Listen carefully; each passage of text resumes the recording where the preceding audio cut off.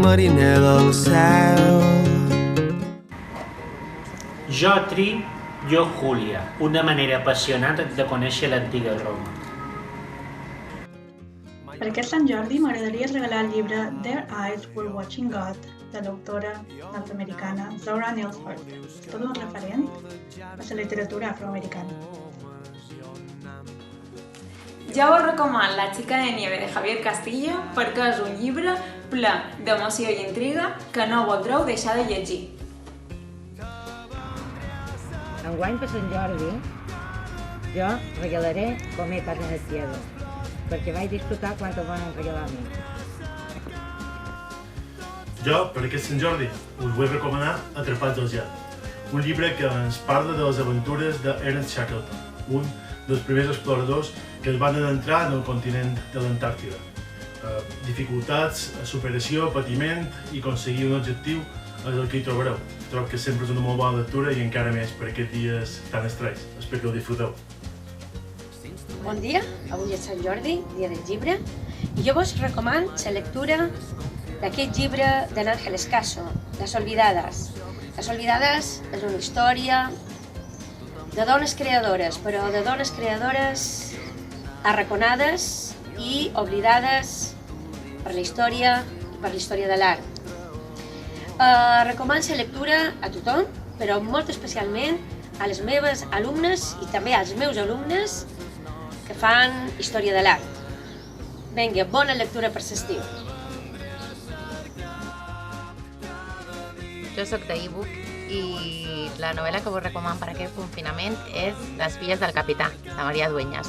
Una història de dones valentes, de supervivència, històries d'amor, una mica de tot per no poder aturar de llegir. Per aquest Sant Jordi confinat, vos recomano una novel·la de Carme Martí, Un cel de plom, la història de Neus Català, la darrera supervivent catalana als camps de concentració nazis. Hola, per aquest Sant Jordi jo us vull recomanar Viaje al centro de la filosofia. És una història de la filosofia escrita amb un llenguatge molt quotidià i plena de curiositats. La recomano especialment si heu vist la sèrie de Merlí i vos ha agradat, perquè el seu autor, Nemrod Carrasco, és un dels assessors filosòfics de la sèrie, o sigui que Viaje al centro de la filosofia. Jo regalaria El silenci de la ciutat blanca de Neva García Sáenz, una novel·la policíaca plena d'assassinats que transcorre a la ciutat de Vitòria. Vos enganxarà. Tierra, de Eloi Moreno. És el darrer llibre que he llegit. És una novel·la plena d'emocions, d'intriga, superposa dues narracions i no pots deixar de llegir.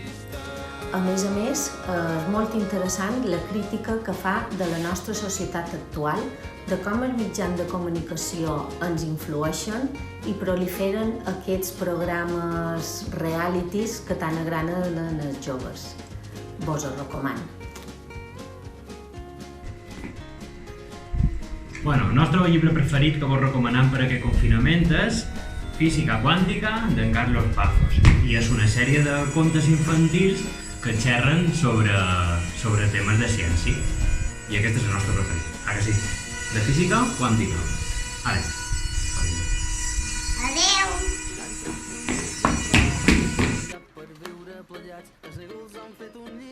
Aquest Sant Jordi jo regalaré Un món feliç, d'Aldous Huxley.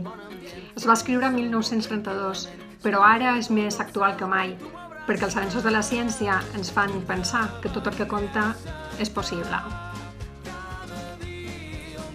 Vos recomano Sostiene Pereira, de l'autor italià Antonio Trabucci, una novel·la basada en els anys 30 a Portugal, Lisboa, amb un rerefons històric molt important. Ho recomano bàsicament als alumnes d'Humanitats i de Literatura. La verdad sobre el caso Harry Quebert. És un llibre super recomanable que jo vaig llegir en 3-4 dies i tracta d'un assassinat que va ocórrer fa 25 anys i intenten descobrir què és el que va passar. Espero que el disfruteu. Hola, el llibre que jo us recomano és Coraline, que tracta sobre una nina que se muda a una casa nova amb els seus pares I allà, com que s'avorreix tant perquè no li fan cas i a més no té amics, descobreix una porta que la du a un altre món, a un món on tots els personatges que hi apareixen tenen botons cosits en els ulls. A partir d'aquí li comencen a succeir un seguit de coses on se mescla terror i ficció que farà que vos enganxi moltíssim. A mi m'ha agradat molt, espero que vosaltres també.